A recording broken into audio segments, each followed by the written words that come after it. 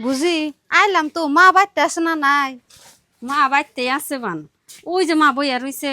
মা তুমি ভালোই আছো? আর মন মাইরাম বকরে বই রইছ কে? আব্বার চিকিৎসা টেহা কি হইছে? আরে মা গো পয়সার গুছ করা নেই দিকে তুমি দুজনকে ফোন করে এবার কইছি তা জামাই রাখো তোমাকে কি একটা অবস্থিত ভাই আছে যে তাগুনি আমি মাত করে কাম করুম ওই মাটি হানি বেঁচে তোমার বাবা চিকিৎসা করে রাখবো। মা আইসি যদি এক গুছ বই এই যে ধরো বেহাতি দিনেও আর ওই বাড়ির বড় কাকু না মাটি রাখ পারি যাইছে খুদায়ান মাসের কাছে যামকে কাকুর কাছে নাও যাই। আর পায়েল তুই এটা কেমন কথা কস? কাকুর কাছে মাটি বেচবার যামু কে? কাকুর কাছে যদি মাটি বেচবার যাই মাটির দাম কম দিব।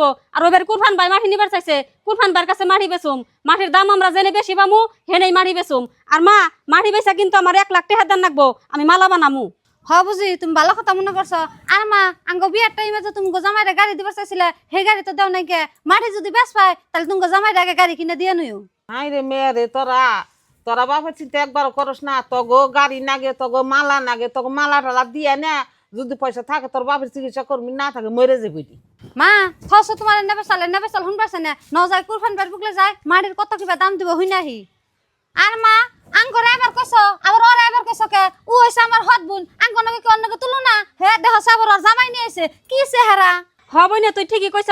দেহস না কি চেহারা, হসুর বাড়ি আইছে আতে করে একটা ঠন্ড নিয়া ইটুকা কাঠল নিয়ে আইছে গাছের কিনা আনন নাগে নাইকা বাজারে কোনে কিছু আনবার মুরাদ হয় নাই। আর হসুর বাড়ি আইছে কামলার চেহারা ওই আইছে। হ বুঝি তুমি একবার ঠিক কথা কইছো। আমি যদি জানতাম আগে ওরা দুজন আইবো তাহলে আর আমি আজকে জীবনে হইতাম না। মা আঙ্গ নতুন গাছের কাঁঠাল পাকছে হেন্দে কইলাম যে নিয়ে যাই, এই ধরুন কাঁঠালটা নেন।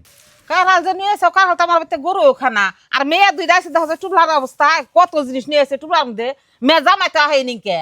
আর যদি আইতো তাহলে আর কত টুবলা যে নিয়ে তো তার খবর নাই। তোমার যে কতই কইলাম তোমার শরম আর হইলো না।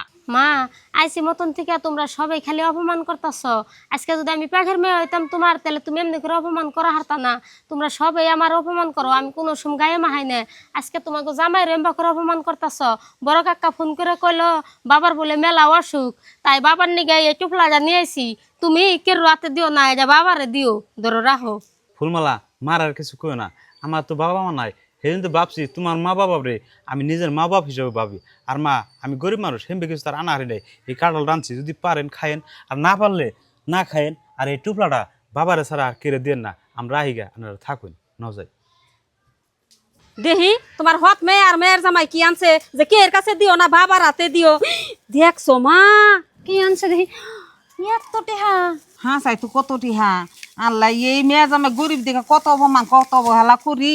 আর মাটি বেচপা চাইবেন তোর বাপের চিকিৎসার জন্যে হ্যাঁ মাটি বেচপা গেলে তো গাড়ি নাগে মালা নাগে আমি ওই মেয়ে জামাই মেয়ে আগে nuই আহি তার বাদে তো কোনো কথা আছে। আচ্ছা বুঝি যে বইনে রে সবসময় গরিব বিলে আমরা অবহেলা করি সেই বইনে আজকে দেখো বাবার চিকিৎসা করবেন নাকি কত টেহা নিয়েছে ন যায় আমরাও যাই আমার নাকি বুঝিরে ঘুরাই নিয়ে আহি। হ পাইল তুই ঠিক কথাই কইছত। নো যাই ফুলমালার আর ওর জামাই রে তাড়াতাড়ি আমরা মান্নকে যে ঘুরিয়ে নিয়ে আহি।